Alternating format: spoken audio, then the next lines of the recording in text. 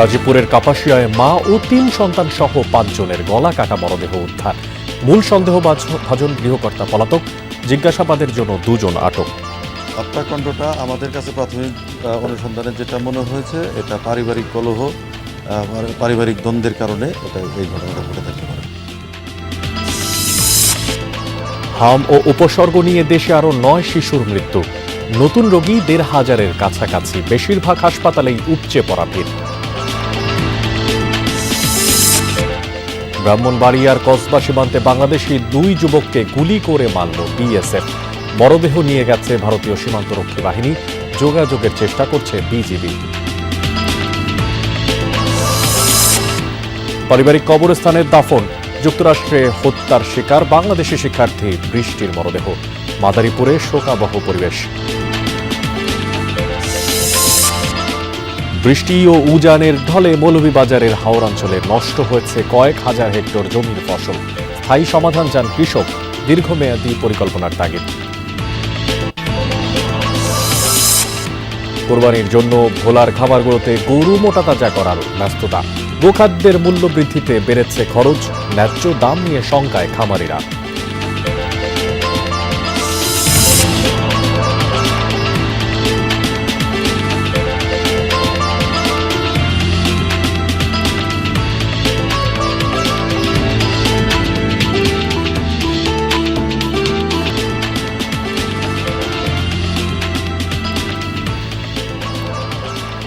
সবাইকে স্বাগত জানাচ্ছি, আমন্ত্রণ জানাচ্ছি বিরতিহীন সংবাদ সারা দেশে। আপনাদের সঙ্গে আছে আমি মশিউর অনেক। এতক্ষণ শিরোনাম দেখছিলেন, এবার বিস্তারিত। গাজীপুরের কাপাসিয়ায় ৫ জনের গলা কাটা মরদেহ উদ্ধার করেছে পুলিশ। শনিবার সকালে গৃহকর্ত্রী শারমিন, তার ভাই ও ৩ সন্তানের লাশ উদ্ধার করা হয়। হত্যাকাণ্ডে ব্যবহৃত একটি চাপাতি ঘরের ভেতর থেকে উদ্ধার করেছে পুলিশ। আর এই ঘটনায় প্রধান সন্দেহভাজন গৃহকর্তা ফোরকান ঘটনার পর থেকে রয়েছেন পলাতক। অবশ্য জিজ্ঞাসাবাদের জন্য ২ জনকে আটক করেছে পুলিশ। কাপাসিয়া থেকে রিয়াজ রায়হানের রিপোর্ট, ছবি তুলেছেন রাব্বি হোসেন।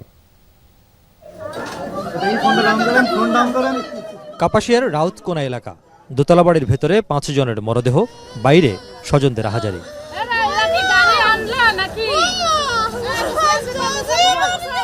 এবাড়ির নিচতলায় স্ত্রী ৩ সন্তান নিয়ে বছর খানেক ধরে ভাড়া থাকতেন ফোরকান মিয়া নামের এক ব্যক্তি। পেশায় যিনি একজন গাড়ি চালক, বাড়ি গোপালগঞ্জ। শনিবার সকালে থানায় গিয়ে ৫ জনের মৃত্যুর খবর জানায় ফোরকানের স্ত্রী, নিহত শারমিনের এক স্বজন। ঘটনাস্থলে পৌঁছে নিচতলার এক ঘরের মেঝেতে শারমিনের ৩ সন্তান ও ভাই এবং এক ঘরের জানালার গ্রিলের সঙ্গে বাঁধা অবস্থায় শারমিনের মরদেহ দেখতে পায় পুলিশ। সবাইকে ধারালো অস্ত্র দিয়ে হত্যা করা হয়েছে। ফোরকানের ভাই ফোন দিচ্ছে ছোট বোনের কাছে, ছোট বোন জানাইছে ওর বাপরে, ওর বাপ ফোন দিয়ে বানাইছে ওর বোন ছিল গাজীপুর মাস্টার বাড়ি, ওরা ফোন দিছে, ওরা আর কি এসে দেখছে যে সত্যি মারা গেছে। আয়সা দেখি দরজা খোলা, পরে ঢুকলাম, ঢুকে দেখি যে ফ্লোরে 3টা বাচ্চা, তারপর খাটে একটা ছেলে, তারপর এই সাইডের রুমে দেখতে এসছে, এই সাইডের রুমে দেখি মহিলা, একটা মহিলাটার খুব বিদঘুটা ভাবে মারছে। নিহত শারমিনের স্বজনরা জানান, ভোরের দিকে শারমিনের ছোট ভাইয়ের স্ত্রীকে ফোন করে নিজে ৫ জনকে হত্যার কথা জানান ফোরকান। অভিযোগ করেন, অভিযুক্ত ফোরকান মিয়া প্রায় টাকার জন্য শারমিনকে মারধর করত। এ নিয়ে দীর্ঘদিন ধরে পারিবারিক কলহ চলছিল পরিবারটিতে। কদিন আগে বিদেশে চাকরি দেওয়ার নাম করে গোপালগঞ্জ থেকে ডেকে আনেন শ্যালককে। ফোরকানের ছোট ভাই এর ফোন দিয়েছে যে আমি সবগুলো মেরে ফেলছি, মিশকাত নাম বলছে, আমি সবগুলো মেরে ফেলছি। এর আগে পরে আমার বোনের নির্যাতন একবার করছে, মানে ওরে কি করছিল না করছিল জানি না, আপনার চুল টুল সব পড়ে গেছে। স্বজন ও প্রতিবেশীরা অভিযোগ করেন, অভিযুক্ত ফোরকান মাদকাসক্ত ছিল। এ নিয়ে মাঝে মধ্যেই ঝড়গা বিবাদ লেগে থাকত পরিবারে। পুলিশ জানায়, মরদেহগুলোর পাশে গোপালগঞ্জের একটি থানায় ফোরকানের দায়ের করা অভিযোগপত্রের কপি পাওয়া যায়। যদিও সেটি থানায় আদৌ জমা দেওয়া হয়েছিল কি না তা নিশ্চিত হওয়া যায়নি। যেখানে অভিযুক্ত ফোরকান স্ত্রীর বিরুদ্ধে টাকা নিয়ে ফেরত না দেওয়া সহ নানা অভিযোগ করেন। হত্যাকাণ্ডটা আমাদের কাছে প্রাথমিক অনুসন্ধানে যেটা মনে হয়েছে, এটা পারিবারিক কলহ, পারিবারিক দ্বন্দ্বের কারণে। আমরা প্রত্যেকেই মাঠে আছি, জেলা পুলিশের টিম সবাই মাঠে আছি, সবাই কাজ করছি। আমরা আশা করি যে খুব দ্রুততর সময়ের মধ্যে সন্দেহভাজনকে গ্রেপ্তার এবং এই ঘটনার সাথে যদি আরও কেউ জড়িত থাকে সেটাও আমরা জানতে সমর্থ। মরদেহগুলো ময়নাতদন্তের জন্য নেওয়া হয়েছে শহীদ তাজউদ্দিন মেডিকেলে। পুলিশ বলছে প্রধান অভিযুক্ত ফুরকান মিয়াকে ধরতে সম্ভাব্য সব জায়গায় অভিযান শুরু করেছে বিভিন্ন সংস্থা। তবে প্রশ্ন থেকে যায়, একটি বাসার মধ্যে স্ত্রী এবং শ্যালক সহ 3 সন্তানকে একে একে খুন করেছিলেন ফুরকান মিয়া, নাকি সহযোগী ছিলেন অন্য কেউ? সে প্রশ্নের উত্তর অবশ্য ফুরকান মিয়াকে না ধরলে পাওয়া যাবে না বলে মনে করছে পুলিশ কর্মকর্তারা। রিয়াজ রায়হান, যমুনা নিউজ, কাপাসিয়া, গাজীপুর। ঘটনাস্থলে আছেন এই মুহূর্তে সহকর্মী পলাশ প্রধান। এই বিষয়ে বিস্তারিত তথ্য জানানোর জন্য আমরা চলে যাচ্ছি তার কাছে। পলাশ, দুজনকে জিজ্ঞাসাবাদে কি নতুন কোনো তথ্য পাওয়া গেল কিনা, আর হত্যাকাণ্ডের ব্যাপারে আর কি তথ্য জানা গেল এখন পর্যন্ত, সবশেষ জানতে চাই। যেহেতু অনেকটাই সময় হয়েছে, তাদের জিজ্ঞাসাবাদ চলছে, জিজ্ঞাসাবাদের যে তথ্যগুলো আসছে সেটি কিন্তু আসলে পুলিশের স্বার্থে অর্থাৎ তদন্তের স্বার্থে যেটিকে বলা হয় সেটি আসলে সময় নিচ্ছে। তারা বলছে এখানে আরও অনেক কিছু থাকার সম্ভাবনা রয়েছে, যেহেতু জিজ্ঞাসাবাদ হচ্ছে। আসলে ফুরকান এই মুহূর্তে কোথায় রয়েছে সেটিও দেখভাল করছে। পুলিশের পক্ষ থেকে বলা হয়েছে যে একাধিক টিম এই বিষয়ে কাজ করছে, সিআইডি এবং পিবিআই গোয়েন্দা সংস্থা যারা রয়েছে তারাও এই বিষয়টি কাজ করছে। পাশাপাশি আমরা দেখছি র্যাবের একটি টিমও আসলে এই বিষয়ে কাজ করছে। অর্থাৎ ফুরকান এই মুহূর্তে কোথায় রয়েছে সেটি আসলে তারা আইডেন্টিফাই করছে। পুলিশের ঊর্ধ্বতন কর্মকর্তা বলছে যে সে যেখানেই আসলে থাকুক না কেন খুব দ্রুতই আসলে তাকে গ্রেপ্তার করা হবে। এই যে আসলে একটি বিশাল ঘটনা, 1.5 বছর একটি মেয়ে এবং পরপর 3টি মেয়ে, একজন শ্যালক সহ স্ত্রীকে আসলে কুপিয়ে হত্যা করা হয়েছে। এটি আসলে গাজীপুর নয়, শুধু সারা বাংলাদেশ তথা ফেসবুক এবং ভার্চুয়াল মিডিয়া থেকে সারা পৃথিবীতে কিন্তু আসলে এটি বিশাল একটি বিস্তীর্ণ দুঃখজনক ঘটনাভাবে আসলে প্রচার হচ্ছে। ভিন্ন ভিন্ন মানুষের ভিন্ন তথ্য দিয়ে আসলে স্ট্যাটাস দেওয়া হচ্ছে। এই নিয়ে আসলে বিশাল আলোচনা সমালোচনা হচ্ছে। তবে পুলিশের পক্ষ থেকে বলা হয়েছিল খুব দ্রুতই এই যে হত্যাকাণ্ডে জড়িত যে স্বামী ফুরকান তাকে খুব দ্রুতই আইনের আওতা নিয়ে গ্রেপ্তার করবে, এমনটি বিষয় নিয়ে কিন্তু আসলে কাজ করছে পুলিশ। পলাশ, ধন্যবাদ আপনাকে। দেশে কমছে না হামের প্রাদুর্ভাব, থামছে না শিশু মৃত্যু। 24 ঘন্টার আরও 9 জনের প্রাণহানির খবর জানিয়েছে স্বাস্থ্য অধিদপ্তর। আর এর মধ্যে বরিশালে ও ঢাকায় মারা গেছে 6 শিশু। আক্রান্ত ও মৃত্যুর সংখ্যা বাড়তে থাকায় উদ্বেগ উৎকণ্ঠায় অভিভাবকরা। হাসপাতালে অতিরিক্ত রোগীর চাপে 1 শয্যায় চিকিৎসা দিতে হচ্ছে একাধিক রোগীকে, আর সাথে আইসিইউর সংকট তো রয়েছে। নিয়মিত টিকা অব্যাহত রাখা ও পরিবারের মাঝে সচেতনতা বাড়ানোর পরামর্শ দিচ্ছেন চিকিৎসকরা। এতটুকু শরীর অথচ সইতে হচ্ছে তীব্র যন্ত্রণা। হাম ও উপসর্গ নিয়ে হাসপাতালে কাতরাচ্ছে শিশুরা। যে বয়সে হাতে থাকার কথা খেলনা, সেই হাতে জায়গা হয়েছে সুই আর ক্যানোলা। ছোট্ট নাকে চেপে ধরে আছে অক্সিজেন মাস্ক।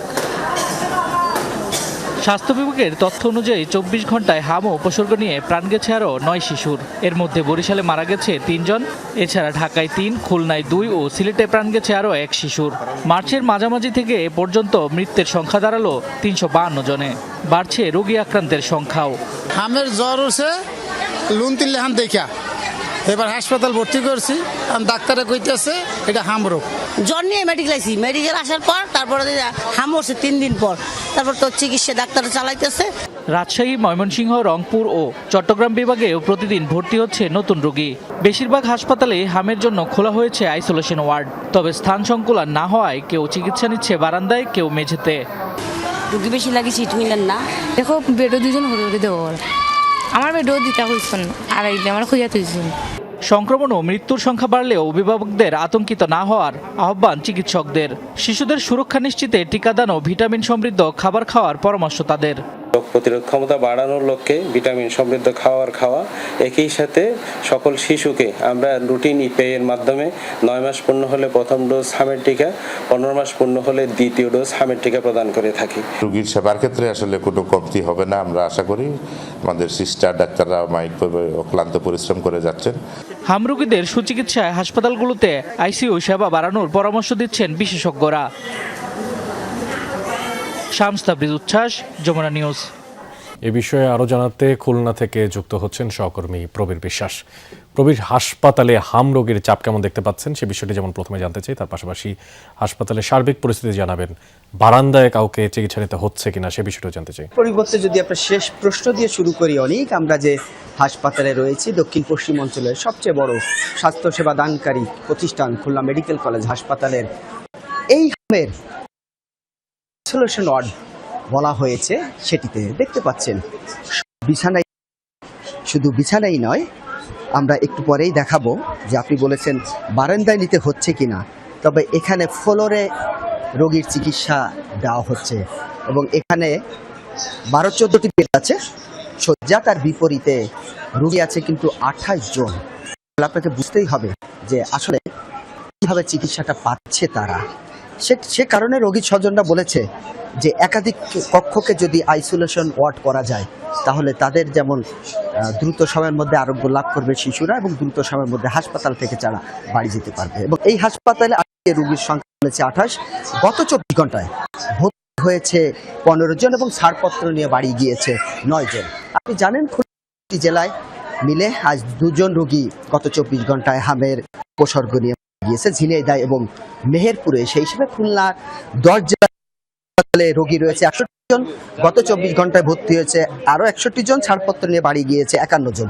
এবং এ যাবৎকালে যদি আপনাকে বলি, এ বছরের হামের উপসর্গে 3051 জন রোগী এই বিভাগে আক্রান্ত হয়ে ভর্তি হয়েছে। এর ভিতর ছাড়পত্র নিয়ে বাড়ি গিয়েছে 2669 জন এবং সব মিলিয়ে এ পর্যন্ত খুলনা বিভাগে মারা গিয়েছে 19 জন। সে কারণেই যারা স্বাস্থ্য সেবা নিতে এখানে এসেছে তাদের দাবি হচ্ছে আইসোলেশন ওয়ার্ড বৃদ্ধি করতে হবে এবং তাদের যে সমস্ত সুযোগ সুবিধা, যেহেতু এটি ছোঁয়াচে রোগ, সে কারণে একজন থেকে আরেকজনের যাতে ছোঁয়াচে না হয় সেই বিষয়টি আরও দ্রুত একটা বলয়ের মধ্যে আনার জন্য রোগীর স্বজনরা চিকিৎসকদের কাছে আহ্বান জানিয়েছে। কবির, ধন্যবাদ আপনাকে আমাদের সঙ্গে যুক্ত থেকে সবশেষ তথ্য জানানোর জন্য। ব্রাহ্মণবাড়িয়ায় কসবা সীমান্তে ভারতীয় সীমান্তরক্ষী বাহিনী বিএসএফ এর গুলিতে 2 বাংলাদেশি যুবক নিহত হয়েছেন, আহত হয়েছেন আরও 2 জন। শুক্রবার রাত্রে উপজেলার গোপীনাথপুর ইউনিয়নের ধ্বজনগর সীমান্তে এই ঘটনা ঘটেছে। নিহতরা হলেন মুরসালিন ও নবী হোসেন। বিজেপি জানায় রাতে মুরসালিন, নবী সহ কয়েকজন সীমান্ত এলাকায় যান। এই সময় বিএসএফ জওয়ানরা তাদের লক্ষ্য করে গুলি ছোড়ে গুলিবিদ্ধ হয় মুরসালিন ও নবী হোসেন। পরে তাদের সীমান্তের ওপারে নিয়ে যায় বিএসএফ, সেখানেই প্রাণ হারান 2 জন। বিজেপি জানিয়েছে তাদের মরদেহ ফিরিয়ে আনতে বিএসএফ এর সাথে যোগাযোগের চেষ্টা চলছে।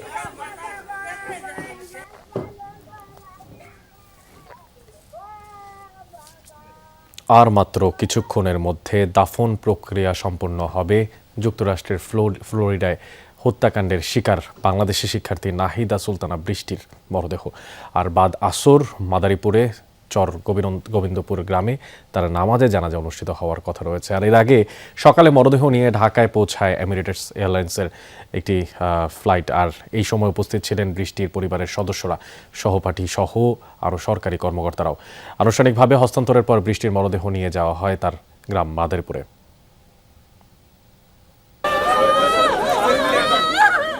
এ মাসের 17 তারিখ দেশে ফিরে নিজের ডিজাইনে করা বাড়িতে ওঠার স্বপ্ন ছিল নাহিদা সুলতানা বৃষ্টির। কিছুটা আগে ফিরলেন ঠিকই, তবে ফিরলেন প্রাণহীন।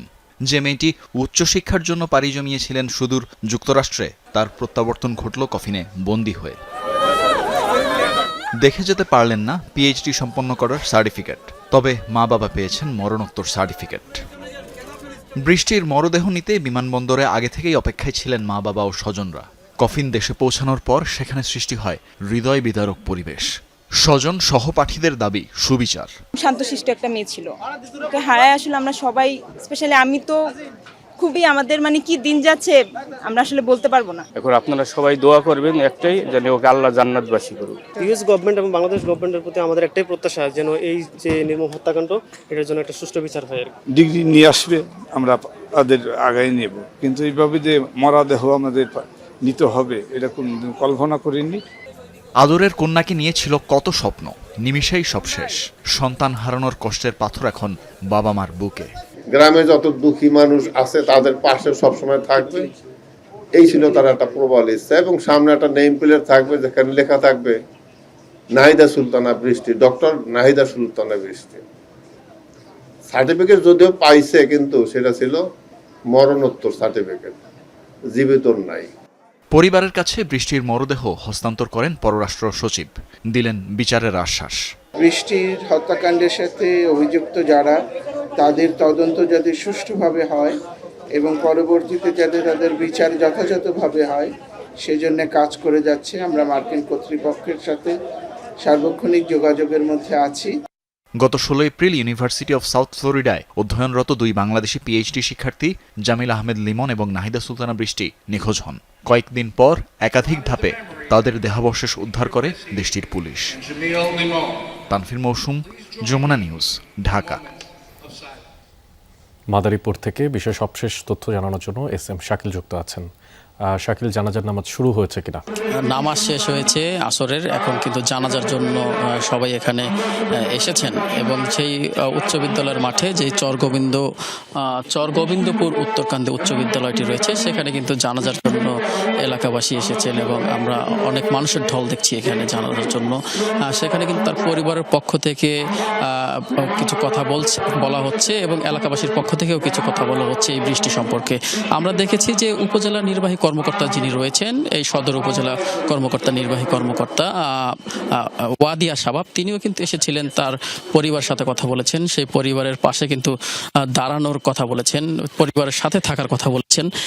এখন আমরা এখানে যেই উচ্চ বিদ্যালয়ে এসেছি সেখানে আমরা কিন্তু দেখছি যে তার পরিবারের পক্ষ থেকে কথা বলা হচ্ছে এবং কিছু সময়ের মধ্যেই হয়তো জানাজা নামাজ শুরু হবে এবং এই জানাজার শেষে কিন্তু পরবর্তী সময়ে তার পারিবারিক যে কবরস্থান রয়েছে সেই পারিবারিক কবরস্থানে নিয়ে তাকে সমাহিত করা হবে, এমনটাই কিন্তু এখানকার পরিবারের পক্ষ থেকে জানানো হয়েছে। তবে এই জানাজার নামাজ হয়তো আর 5 মিনিট বা 5 থেকে 7 মিনিটের মধ্যেই শুরু হয়ে যাবে, এমনটাই কিন্তু তাদের পরিবারের পক্ষ থেকে বলছেন। তবে জানাজার নামাজ শেষে কিছুক্ষণ পরে হয়তো তার যে মরদেহ সেটা কিন্তু পারিবারিক কবরস্থানে চিরনিদ্রায় তাকে শায়িত করা হবে। এবং এইখানে পরিবারের আরেকটি আক্ষেপ ছিল, যেটা হচ্ছে যে কফিনটি রয়েছিল, সেই কফিনটি কিন্তু একদম বাক্সবন্দি ছিল, সেটা কিন্তু খোলা কোনোভাবেই সম্ভব হয়নি। যারা পরিবারের পক্ষ থেকে এবং স্বজনদের পক্ষ থেকে তারা কিন্তু বারবার বলছিল যে শেষবারের মতো কিন্তু সেই বৃষ্টিকে কিন্তু তারা এক নজর দেখতে পায়নি। এই আক্ষেপ কিন্তু তাদের থেকেই যাবে, পরবর্তী সময়ে হয়তো এই আক্ষেপ নিয়ে তাদের বাঁচতে হবে, কিন্তু বৃষ্টিকে কিন্তু আর এক নজর দেখতে পারবে না, সেটাই কিন্তু তার পরিবারের পক্ষ থেকে বলছেন। এখন কিন্তু আমরা দেখতে পাচ্ছি যে বৃষ্টির বাবা তিনি কিন্তু বৃষ্টির পক্ষ থেকে বৃষ্টির ব্যাপারে কিছু কথা বলছেন এলাকাবাসীর উদ্দেশ্যে। তো এই ছিল মোটামুটি মাদারীপুরের চরগোবিন্দপুর থেকে সর্বশেষ। অনেক ধন্যবাদ আপনাকে আমাদের সঙ্গে যুক্ত থাকার জন্য। এবার অন্য প্রসঙ্গ। বিএনপি ক্ষমতায় এসে সংসদ শুরু হওয়ার আগেই সিটি কর্পোরেশনের প্রশাসক নিয়োগ দিয়েছে, যা সংবিধান বিরোধী। আর এমনটাই দাবি করেছেন জামায়াতের সেক্রেটারি জেনারেল মিয়া গোলাম পরোয়ার। দুপুরে ব্রাহ্মণবাড়িয়ায় এসব কথা বলেন তিনি। বলেন, জাতীয় নির্বাচনের আগে স্থানীয় সরকার নির্বাচনের দাবি করেছিল জামায়াত, কিন্তু বিশেষ উদ্দেশ্যের জন্য তা মেনে নেয়নি অন্তর্বর্তীকালীন সরকার। অভিযোগ করেন গোলাম পরোয়ার। আর এছাড়াও তিনি বলেন, সংবিধানে স্থানীয় সরকারের প্রতিটি স্তরে নির্বাচিত জনপ্রতিনিধিদের দায়িত্ব পালনের কথা থাকলেও সেখানে দলীয় কিছু সিন্ডিকেট লোকদের বসানো হয়েছে। এর আগে নীলফামারীর সৈয়দপুর বিমানবন্দরে জামায়াতের এই নেতা আরও বলেন, জুলাই সনদ ও গণভোট নিয়ে জাতিকে বিভ্রান্ত করা হচ্ছে। সরকারের এই অবস্থানকে দ্বিচারিতা ও প্রতারণা শামিল বলে মন্তব্য করেন তিনি। আমাদের সংবিধানে পরিষ্কার বলা আছে, স্থানীয় সরকারের প্রতিটি স্তরে নির্বাচিত জনপ্রতিনিধিরা দায়িত্ব পালন করবে। কিন্তু সরকার এসে একটা ইলেকটেড গভর্নমেন্ট, তিনি এসে নিজেই আবার সিলেক্টেড লোকদেরকে দিয়ে, যেখানে ইলেকটেড রিপ্রেজেন্টেটিভ দিয়ে লোকাল গভর্নমেন্ট চলবে, সেখানে উনি সিলেক্টেড লোক দিয়ে দিলেন এবং সেই সিলেকশনটা কি হলো, দলীয় লোক, সব দলীয় লোক। মৌলভীবাজারের হাওড়াঞ্চলে উজানের ঢল আর বৃষ্টির পানিতে নষ্ট হয়েছে কয়েক হাজার একর জমির উঠতি ফসল। শেষ চেষ্টা হিসেবে কেউ পানির নিচে তলিয়ে থাকা আধা পাকা বা আধা পচা ধান সংগ্রহের চেষ্টা করেছিলেন। ঢলের আগে যারা ফসল তুলতে পেরেছিলেন, বৃষ্টির কারণে ধান শুকাতে না পেরে তারাও হয়েছেন ক্ষতির মুখোমুখি।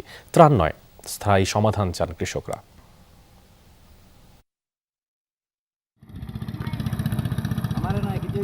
মৌলভীবাজার সদর উপজেলার কাওয়াদিঘি হাওরে এখন ফসলহারা কৃষকের দীর্ঘশ্বাস। কিছুদিন আগেও যারা সোনালী ফসল ঘরে তোলার স্বপ্নে বিভোর ছিলেন, তাদের চোখে মুখে এখন শুধু দুশ্চিন্তার ছাপ। 4 বিঘা জমিতে ঋণ করে বোরো আবাদ করেছিলেন কৃষক সাইদুল মিয়া। স্বপ্ন ছিল ধান ঘরে তুলে ঋণ পরিশোধ করবেন, সংসারে ফিরবে স্বস্তি। কিন্তু আকস্মিক ঢলে সব স্বপ্ন ভেঙে গেছে। তবুও শেষ সম্বল বাঁচাতে পানিতে নেমে আধা পচা ধান কাটছেন তিনি। প্রতি বছর আমরা ক্ষেত করি, ক্ষেত করার পরে পানি নেগে আমরা খামলা পাই না, যাতে আমরা ধান কাটার মেশিন পাই না। শুধু সাইদুল মিয়া নন, একই চিত্র পুরো হাওর জুড়ে। কেউ ফসল তুলতেই পারেননি, আর যারা ঝুঁকি নিয়ে ধান কেটেছেন তারাও টানা বৃষ্টি আর রোদের অভাবে ধান শুকাতে পারেননি। চারা গজিয়ে পচে গেছে হাজার মন ধান। অনেক ধান আমরা কাটতে শুকাইতাম পারছি না, ফালায় তুই জল আসছে। যদি নৌকা থাকতো, শেপ থাকতো, শেপ সুবিধা থাকলে ধানটা আমরা পাশে তুলে ফেলতাম। মানুষ হয়েছে না, মাইছে কি আর 5,000 6,000 করিয়া খাটাইছেন। মাইচর মানুষ তো নাই, গাড়িও নাই। কিছু ধান তো ইটা লইয়া গেছে কি মাইচর জানি ধান গেছে যে আপনার ঋণতর রয়ে গেছে, আমার ঋণতর দিতাম পারতাম না। ধান তো আপনার গেছে কি আমার কিচ্ছু করার না। কৃষকদের অভিযোগ, প্রতি বছর একই দুর্ভোগ হলেও স্থায়ী সমাধানে নেই কার্যকর উদ্যোগ। তাদের দাবি, হাওরে ফসল কাটার আধুনিক যন্ত্র, পেডি ড্রায়ার এবং নিরাপদ খোলা নির্মাণ করা হলে ক্ষতি অনেক কমে আসবে। প্রণোদনা 1000 2000 ইটা পাইয়া লাভ নাই। আমি 40 কিয়ার জায়গা করছি, আমার 40 কিয়ার বুঝছে।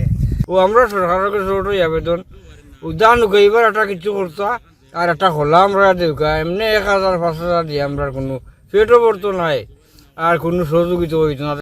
কৃষি কর্মকর্তারা বলছে, জলবায়ু পরিবর্তনের প্রভাবে হাওরে প্রাকৃতিক দুর্যোগ বাড়ছে। তাই কৃষকদের সুরক্ষায় দীর্ঘমেয়াদী পরিকল্পনা প্রয়োজন বলে মনে করেন তারা। মেগা প্রকল্প নিতে হবে, আমাদের ফসল রক্ষা বাঁধ তৈরি করতে হবে এবং ফসল রক্ষা বাঁধ তৈরি করার সাথে আমাদের নিষ্কাশনের কথাটা চিন্তা করতে হবে, যেন উজানের পানি সেই পানি আবার ভুলে বা বাঁধের উপর না যায়।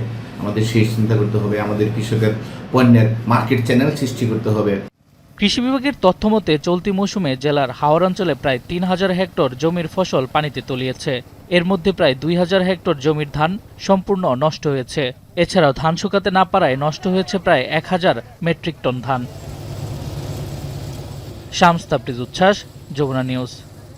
গোপালগঞ্জের কাশিয়ানীতে শিশুকে ধর্ষণের ঘটনায় এখনও কোনো মামলা হয়নি, আটকও হয়নি কেউ।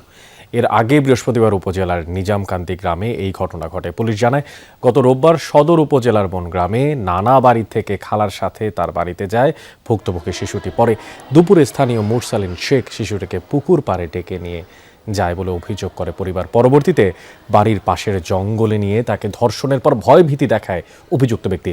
বিষয়টি জানতে পেরে নির্যাতনের শিকার শিশুটিকে গোপালগঞ্জ জেনারেল হাসপাতালে ভর্তি করে স্বজনরা। এদিকে ঘটনার পর থেকে পলাতক অভিযুক্ত মুরসালিন।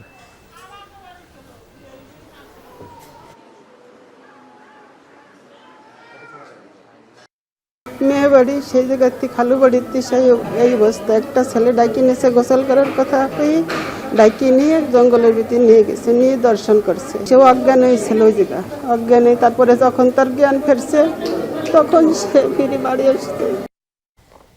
নড়াইলে আরবি পড়তে আসা শিশুকে যৌন নিপীড়নের অভিযোগে আমিনুল ইসলাম নামে এক ইমামকে আদালতে নিয়েছে পুলিশ। আর এর আগে শুক্রবার দুপুরে ভুক্তভোগী এক শিশুর বাবা আমিনুলের বিরুদ্ধে মামলা করলে তাকে গ্রেফতার করা হয়। পুলিশ জানায়, আমিনুল প্রতিদিন ফজরের নামাজের পর মসজিদের বারান্দায় শিশুদের আরবি পড়াতেন। গত শুক্রবার মক্তব ছুটির পর অন্য শিশুদের বিদায় দিলেও ভুক্তভোগী ওই শিশুকে থাকতে বলেন তিনি। পরে চকলেট খাওয়ানোর প্রলোভন দেখিয়ে মসজিদের ভেতরে নিয়ে শিশুটিকে যৌন নিপীড়ন করে। বাড়ি এসে পরিবারকে বিষয়টি জানায় ওই শিশু। পরে খোঁজ নিয়ে জানা যায় একই ঘটনা আরও অনেক শিশুর সঙ্গে ঘটেছে। এই ব্যাপারে জানতে চাইলে আমিনুল দৌড়ে পালানোর চেষ্টা করেন। এ সময় উত্তেজিত জনতা তাকে চর থাপ্পড় দিয়ে পুলিশে দেয়।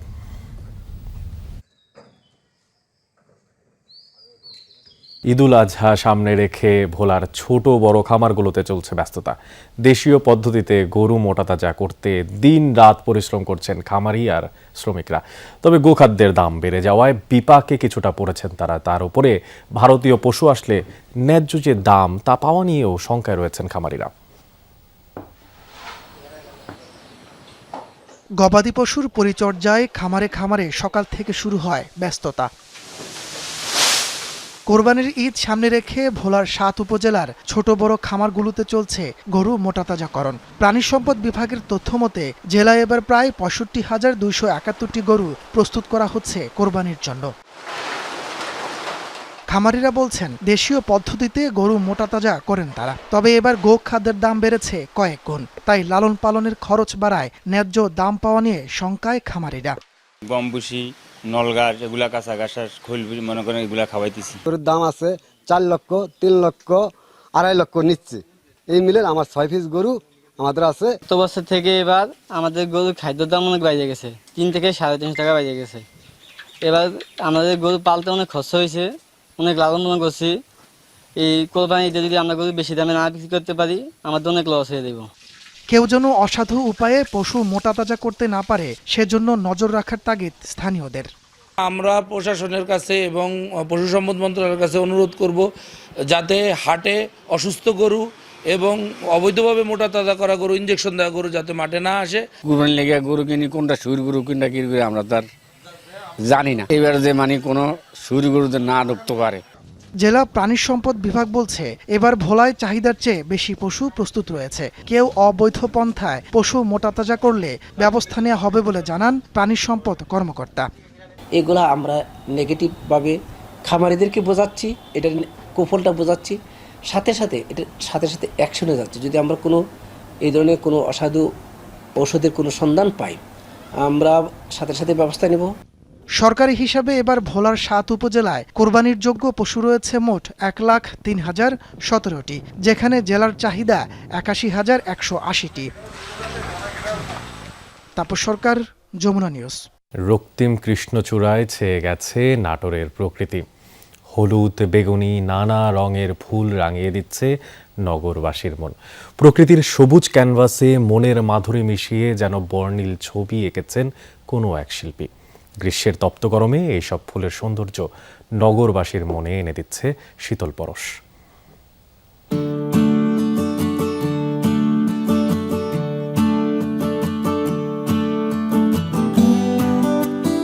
ফুলে ফুলে ছেয়ে গেছে বনলতা সেনের নাটোর। কৃষ্ণচূড়া, সোনালু, জারুল, মাধবীলতারা ধরা দিয়েছে অপরূপ সাজে। সেই রূপের আগুনে তপ্ত রোদও যেন ফিকে হয়ে গেছে। রং বদলানো প্রকৃতির নেশা। সব মৌসুমে আলাদাভাবে সে নিজেকে রঙিন করে তোলে রংধনুর ৭ রঙে। সবুজ পাতার ফাঁকে উকি দেয় নানা রঙের ফুল, ঠিক যেন কোনো অনন্য কবিতার কাব্যিক প্রতিচ্ছবি, যা রোদের প্রখরতার মাঝেও স্বস্তি এনে দেয় পথিকের মনে। চারিদিকে সোনালু, কৃষ্ণচূড়া আরও বিভিন্ন ধরনের ফুল দেখা যাচ্ছে। এই ঘুরছি ফিরছি, দেখছি, যা দেখলে মন এমনিতে ভালো হয়ে যায়। বন্ধুবান্ধব নিয়ে গণভবন আরও চারপাশে যেখানে যেখানে ফুল ফুটেছে আর কি, সেখানে যে ঘুরে আসছি। কৃষ্ণচূড়ার ফুলে মানে মনোমুগ্ধকর একটা পরিবেশ তৈরি করছে। এছাড়াও সোনালু, জারুল ফুল চারপাশে। আজকে আমরা ফ্যামিলি নিয়ে ঘুরতে আসছি, ছবি তুলতেছি, আমরা ঘুরতেছি, এটাতে আমরা অনেক এনজয় ফিল করতেছি। নাটোর শহরের উত্তরা গণভবন সহ বিভিন্ন সড়ক মহাসড়কের পাশে এখন ফুলের সমারোহ। নাগরিক জীবনের ক্লান্তি ভুলাতে মোহনীয় এই সৌন্দর্য উপভোগ করছে নগরবাসী। আজকে আমরা আব্বু আম্মুর সাথে আমার অনেক মজা করতে ভালো লাগছে। যখন প্রচণ্ড রৌদ্রে তাপদাহে এই ফুলগুলো ফোটে, বিশেষ করে কৃষ্ণচূড়া তার রাঙা রূপটা ফুটে তোলে, তখন মনে করিয়ে দেয় যে কঠিনতম সময়েও আমরা সৌন্দর্য এবং আশার আলো ছড়াতে পারি। অসংখ্য ফুল ফুটেছে যা আমাদের মনকে প্রাণবন্ত করছে, আমাদের মনকে শীতল করে দিচ্ছে এই ফুলগুলো। প্রকৃতির ভারসাম্য রক্ষার পাশাপাশি সৌন্দর্য বর্ধনে বনায়নের তাগিদ দেন কৃষি সম্প্রসারণ অধিদপ্তরের কর্মকর্তা। কৃষ্ণচূড়া এটি আসলে প্রকৃতির একটি অকৃত্রিম বন্ধু এবং সৌন্দর্যের প্রতীক বলে আমরা মনে করছি। এটির প্রতি মানুষের অকৃত্রিম ভালোবাসা, এর ছায়ায় মানুষ বসে থাকে, এর দিকে তাকিয়ে থাকে। ফুলের সৌন্দর্য উপভোগের পাশাপাশি অনেকেই তা ফ্রেমবন্দি করে রাখছেন, যা আগামী দিনে মনের আঙিনায় সুখ স্মৃতি হয়ে ধরা দেবে। সাবরিনা লিজা, যমুনা নিউজ। দর্শক, এই ছিল সংবাদ সারা দেশে।